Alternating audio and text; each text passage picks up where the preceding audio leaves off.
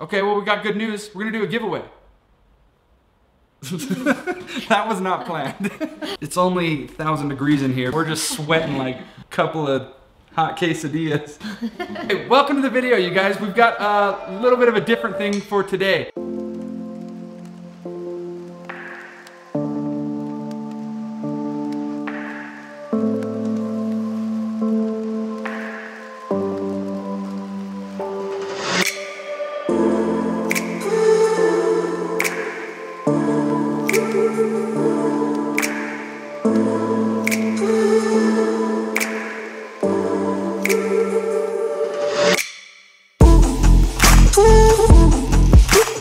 I got an email a little while back from a guy named Peter, real cool guy. He started this little series called 10 Things Learned that he's putting up on Reddit. He also has his own blog, and I'll have the link down in the description. Also, it's called 10 Lessons Learned. What did I say? Things.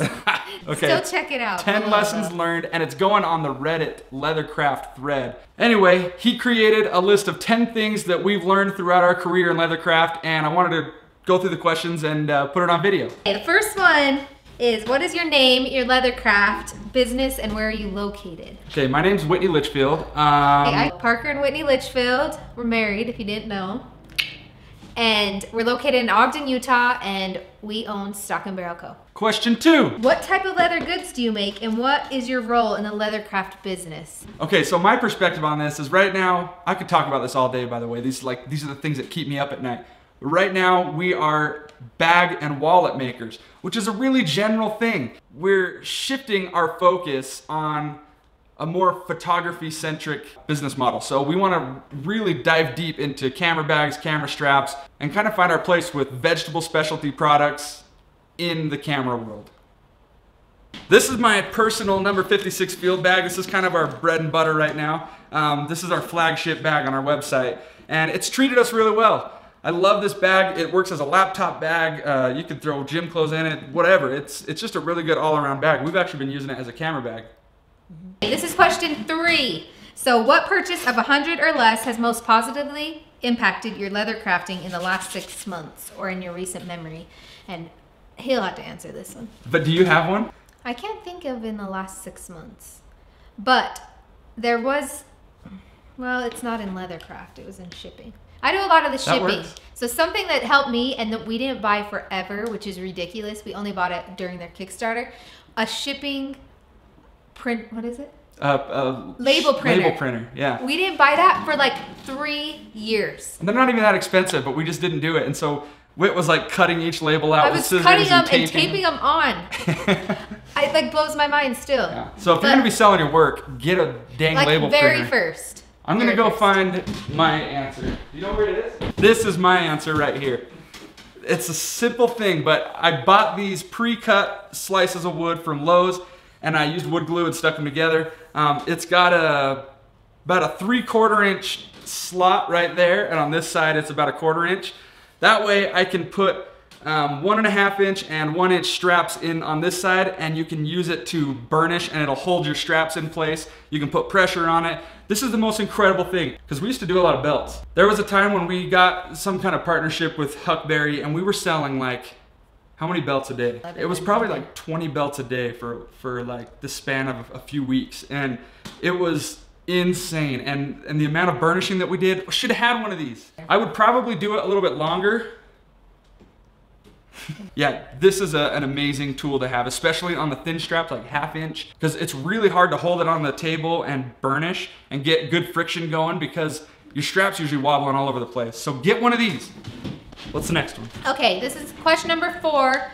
It's, how has a setback or seeming setback set you up for later success in leathercraft? And do you have a favorite failure?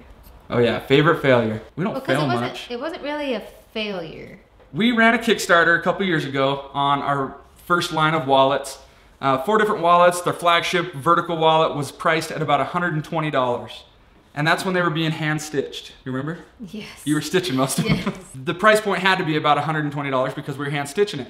We launched the campaign after tons of preparation, lots of work that went into it, tons of copies, setting up the campaign, everything. We launched the campaign and it just flopped. It was just...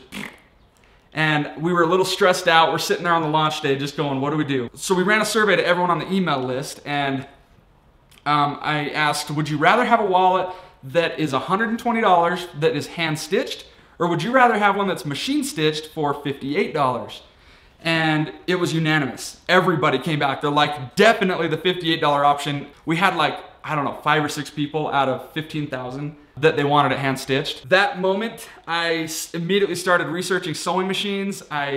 We bought one, and I spent like 2 months just learning how to sew. It was the best move that we've ever made. After we changed the price point during the campaign, we bumped it down to $58. Now, who's gonna start pledging? And it was just pop, pop, pop, pop, pop, pop. And by then, we were kind of running out of time on our campaign, so the timing was unfortunate, and I think if we would have started out the campaign at the right price point, you know, and had our production dialed in, we probably would have been in the 6 figures. And so it was just a learning experience, and I'm happy that it happened. It pushed us in the right direction. I still believe to this day that buying the sewing machine was the single greatest move we made for the growth of our company. Question 5. If you could create any leather good with unlimited budget, what leather and hardware would you use? Everybody loves shell cordovan. That's kind of the go-to answer. It's the most beautiful, most expensive leather out there. And you'll never see a bag made out of it because it would probably take like 3 or 4 shells to make a bag. So anyway, that has to be in there. I mean, I would love to see a bag made out of shell cordovan, but I think, let me see. I think my answer was Tochigi Natural. It was both of them. He said both. Oh, it was? He said second answer was Tochigi. Well, Tochigi's kind of a new favorite of mine. I found it through District Leather Supply. Never even knew about this tannery or that finish. I just got one little square foot piece and made one wallet out of it, and I just fell in love. It's a natural veg tan look with some really like unique variations in the color, and then it has kind of a glossy finish to it, and it's just, it's... No, you don't have one. It's really cute. It's incredible, but it's really expensive as well. So I think one side is like $500, but not as expensive as shell. Question number 6. What is one of the best or most worthwhile investments you've ever made? And I already know what you'd say. Well, what would you say? Well, I think that's the best for our business. My answer is the sewing machine. I kind of explained this in one of the other questions, but once we got the sewing machine, I was able to make 20 wallets in a day as opposed to 1. And we were able to try new things. We were trying like all different kinds of patterns of bags and new techniques that I'd never even considered because my mind used to always go to, okay, how long is this gonna take me to produce one? Now, if it's just a one-off project, I don't mind spending some time hand stitching it, but my mindset is always in production mode. It's, okay, what happens when I need to make 10 to 20 of this piece in a day? Then that's a whole different game. So I was really limiting what we could make beforehand. Once we learned how to sew and started applying that in our process, whole different game. 7? Is it 7? I think it's 7. In the last 5 years, what new mindset, behavior, or habit has most improved your leather craft? I wrote that the one thing that really helps me improve is trying out new things. Because when you just make the same wallet using the same process over and over every day for months, then you're not learning anything new. You're getting really good at that one thing, which I love. I like that aspect of it, but every now and then I like to try some personal projects. Like I started practicing with holsters, which is unique because I haven't done a lot of wet molding and things like that. So practicing with holsters and like some different strap work.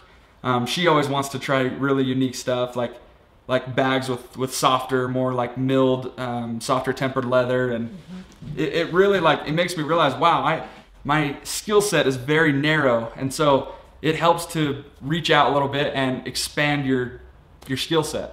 Okay, question 8. What advice would you give a smart, driven person about to get into leathercraft?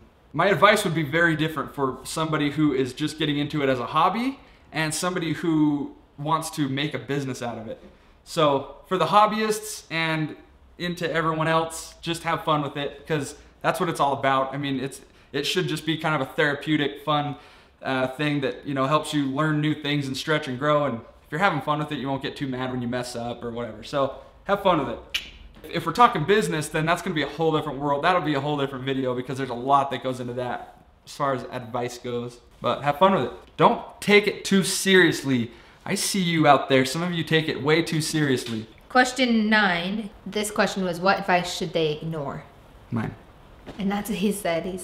All my advice. What are bad recommendations you hear in your profession or area of expertise? This one's actually important to me because when I first started making videos on YouTube, I started feeling really vulnerable because I knew that every single thing that I did, somebody was gonna have some strong opinion about. Why would you do it that way? Don't do it that way. You're messing that up, blah, blah, blah. In the end, it doesn't matter because leathercraft is an art form. You create the product that you want any way you want. It doesn't matter. There's certain techniques that might help you use a tool better or whatever, and that's fine, but I'd like to change the conversation in the leathercraft community if possible and just say, let's just all be positive and helpful. And well, just sometimes in the niche worlds, people get really opinionated. If you're not doing it this way, or I've been doing it for 10 years, so I'm the only one that knows it, you know. So I'd like to get rid of that. Let's just wipe that off the table. Just have fun with it, you know, just relax. Well, I think everyone can learn from everyone too. Like if you do have a way to do it better,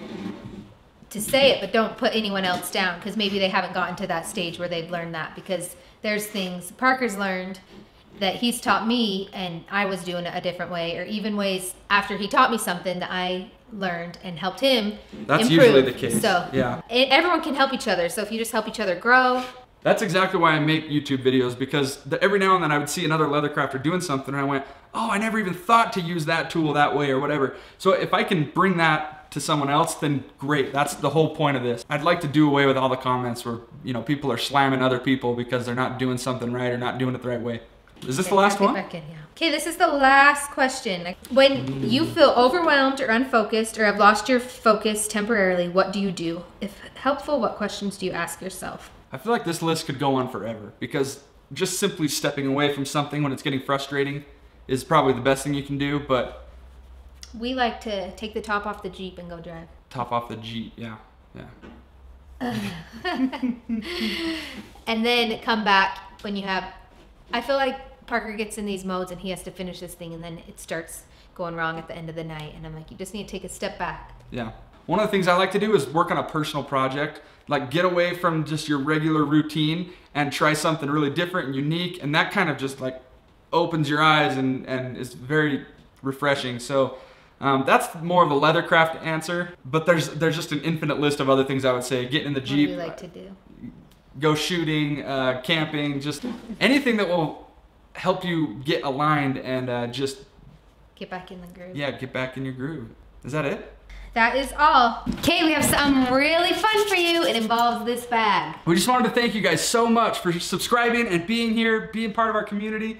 Thank you for watching our videos. It means a lot. We wanted to give a bag away to you, anyone here who's watching, anyone's qualified. Just like and leave a comment. Leave a comment about your favorite stock and barrel moment in any previous video, including this one. So I've only made a few of these bags in my lifetime. It's called the number 64 Wesley bag. It's got really easy tuck locks in the front to make the opening really simple. It's got a zipper on top. You can leave that open if you just want it easy to get in and out of, but it also secures your things if you need the extra security. It'll hold a 13-inch laptop and a lot of other stuff too. It'll expand a little bit the more you stuff it. It's got a nice adjustable shoulder strap made out of a 5 to 6 ounce oil tan hide, solid brass hardware. This is an amazing bag. I've been so tempted to just use this for myself, but we want to give it away. Okay, make sure you subscribe to our channel, like the video, and then give a good comment about your favorite stock and barrel video moment. And don't forget, if you're subscribed, make sure you hit the little bell next to the subscribe button, because subscribing basically doesn't mean anything anymore. Hit the bell, because then you'll be notified. You won't miss any more of our videos. So thanks guys, we'll see you on the next one.